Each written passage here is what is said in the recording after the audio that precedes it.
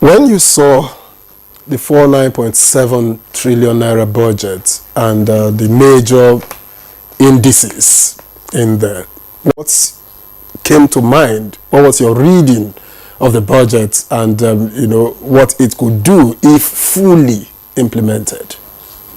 Okay. Well, in NTA, we tell ourselves the truth, isn't it? I had mixed feelings.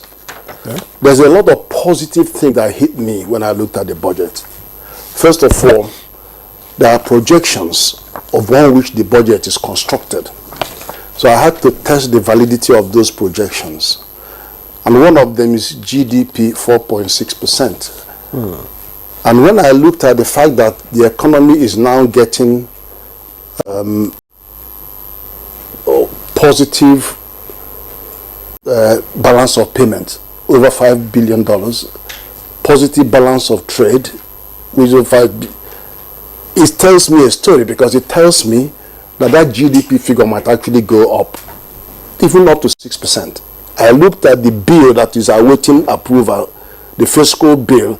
I know it's going down to household to release the burden of tax so that they can buy more.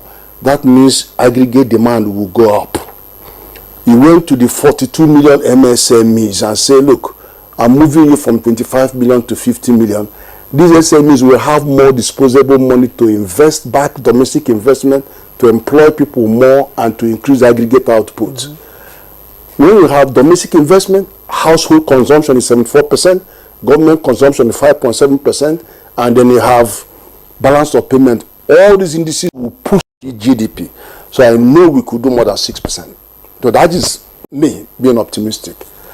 But then when I also looked at the inflation figure, I sank, because I cannot see how we can get to 15 in 12 months. But I can actually see how we could get to maybe 25, 26. Where are we at the moment? No, we are at 44%, not 34%. 34.6%. Yeah, but it will go higher. It will continue to about 35, 36 around February, March. Then it will stabilize. My own projection, it will stabilize in that second quarter before it now comes down to about 25, 26. All other factors being kept constant. All others. So I mean, one of the things, of course, you've seen what happened 2 days ago. Dangote started a war on fiscal. All of us are going to benefit. This is what we've been praying for. Let's have competition. So you're going to get, that price will go down not only from 1,000, it will go down to 900, and it will go down because we have to fight that battle. It's gone below 900 already. It will go below 800. Let me tell you why. Our dollar is being consumed to import something that we have capacity to do. Produce. So that is hitting the forex.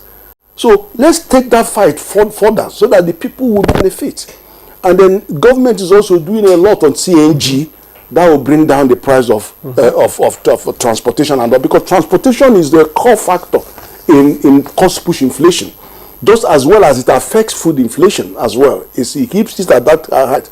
So all of those might mean that at some point it will start coming down, and the real fight will be when CBN, that is amassing the 42% $42 billion on our foreign reserve.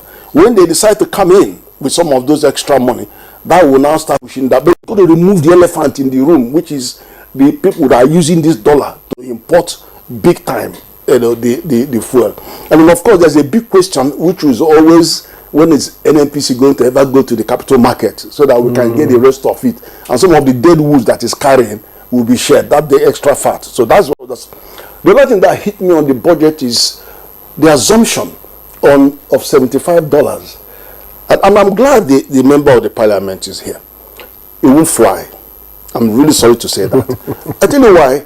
Because the fundamental assumption in budgeting is to create a headroom between being conservative. You're a quantity surveyor. You have to be conservative and create a headroom, especially when the single commodity is 90% of that revenue coming from is oil and gas. You have to have a headroom. That headroom allows you to have accretion to excess crude account, and also allows you to have accretion to reserves.